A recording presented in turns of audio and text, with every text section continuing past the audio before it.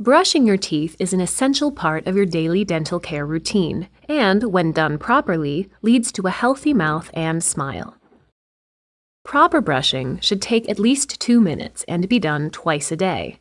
Using a soft bristled brush and a fluoride toothpaste are recommended for removing plaque from your teeth. To follow the correct brushing technique, start by tilting the brush at a 45-degree angle against the gum line. Using short, back-and-forth strokes, gently brush the outer, inner, and chewing surfaces of the teeth. When cleaning the inside surfaces of your front teeth, make sure to tilt the brush vertically and move your toothbrush in up and down strokes. Finally, make sure to gently brush your tongue to remove bacteria and help freshen your breath. Remember to replace your toothbrush when it begins to show wear, or every 3 to 4 months. You should also change your toothbrush after you have had an illness. Keeping a regular toothbrushing routine and using proper brushing technique is one of the most important things you can do to keep your teeth free of bacteria and reduce the likelihood of tooth decay.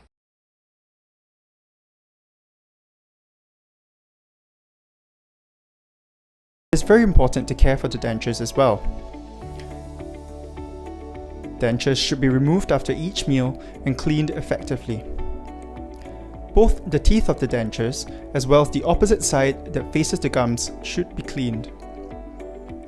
Dentures should be taken out at night to allow soft tissues to rest.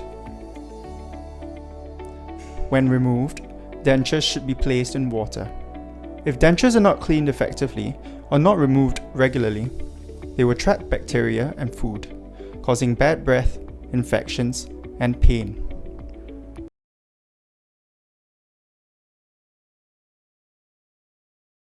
So, helping a person with Alzheimer to clean their teeth is a complex with few steps involved. Get the best cooperation in your patient. You need to think about the unique needs of your client in mind. If you make them feel safe and secure, then you will get a better result. So, the 5 steps involved are when to brush, where to brush, setting up the room, brushing, and rinsing. When and where. So, the best time to brush their teeth is when they feel safe, secure, and relaxed. And try to establish a pattern, not after eating at night or in the morning, but whenever they feel safe. And when?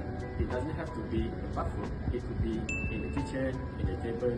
Like I said, it's important anywhere and everywhere they feel safe and secure.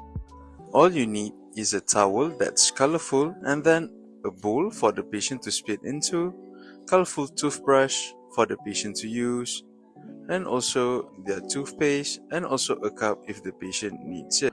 Also a tissue that can be used to wipe the gums.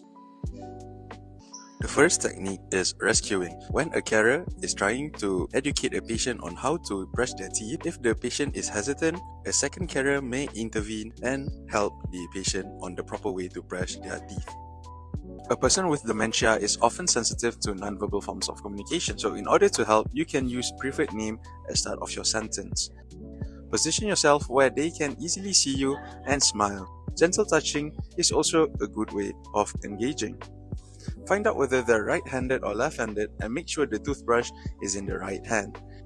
If they're struggling to brush by themselves, you have to sit on the opposite side and brush their own teeth, and they can mimic you as you move.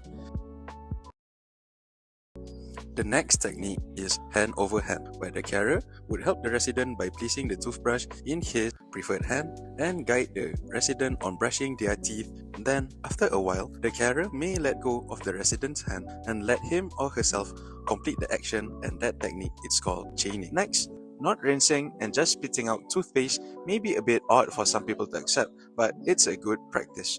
If they can't get used to that, try to wipe a little toothpaste on their front teeth after rinsing. And if they spit without rinsing, you can wipe their lips and chin with a tissue. Remember, we're not just aiming to keep their teeth clean, we're also helping them to have fresh breath and improving their self-esteem and keep the person socially acceptable. A well-informed care worker can empower them to achieve this goal.